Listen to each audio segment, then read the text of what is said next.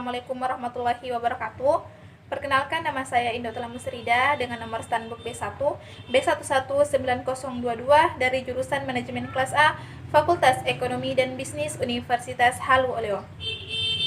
Baiklah, pada kesempatan kali ini saya akan membahas materi bab 8 mengenai pelatihan dan pengembangan karyawan.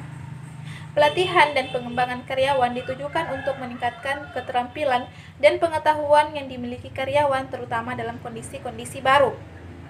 Selanjutnya itu membahas mengenai tujuan orientasi atau penyebutan dari karyawan itu sendiri. Yang pertama, membantu karyawan merasa diterima, merasa seperti di rumah sendiri dan sebagai bagian dari tim.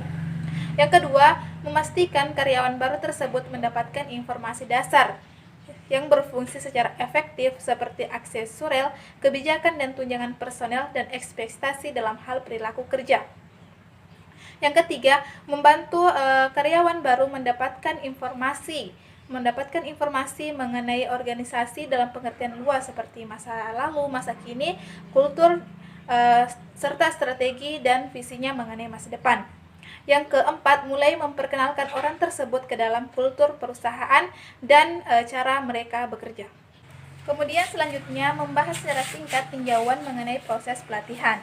Yang pertama, menyejajarkan strategi dan pelatihan.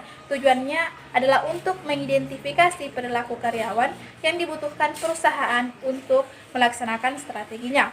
Yang kedua, pelatihan dan kinerja. Tujuannya adalah untuk meningkatkan baik pembelajaran karyawan maupun kinerja organisasi. Yang ketiga, melakukan analisis kebutuhan pelatihan. Yang keempat, melakukan desain program.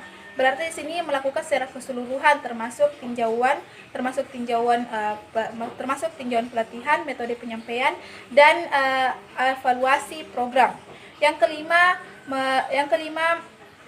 mengembangkan program. Berarti merakit isi dan materi pelatihan dari program yang telah direncanakan.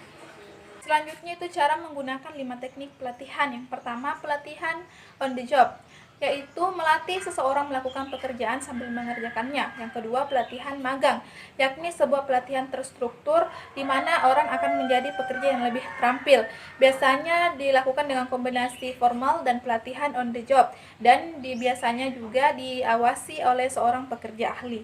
Terus yang ketiga adalah pembelajaran informal. Sebanyak 80% dari apa yang dipelajari karyawan pada pekerjaan dilakukan secara informal, termasuk dalam melakukan pekerjaan dan cara mereka setiap hari berinteraksi dengan kolega mereka. Terus yang keempat ada pelatihan instruksi pekerjaan, yakni melakukan tugas dasar masing-masing pekerjaan bersamaan dengan poin kuncinya. Terus yang kelima ada kuliah. Kuliah adalah cara cepat dan sederhana yang dilakukan untuk memberikan pengetahuan kepada sekelompok besar orang atau peserta pelatihan. Selanjutnya atau yang terakhir ada 4 metode pengembangan manajemen. Yang pertama, strategi dan pengembangan. Yang kedua, penilaian dan jaringan G-kotak. Yang ketiga, ada pelatihan on the job manajerial. Yang keempat, pelatihan dan teknik pengembangan manajemen di luar pekerjaan. Baik, itulah materi yang dapat saya sampaikan. Kurang dan lebihnya mohon dimaafkan. Wassalamualaikum warahmatullahi wabarakatuh.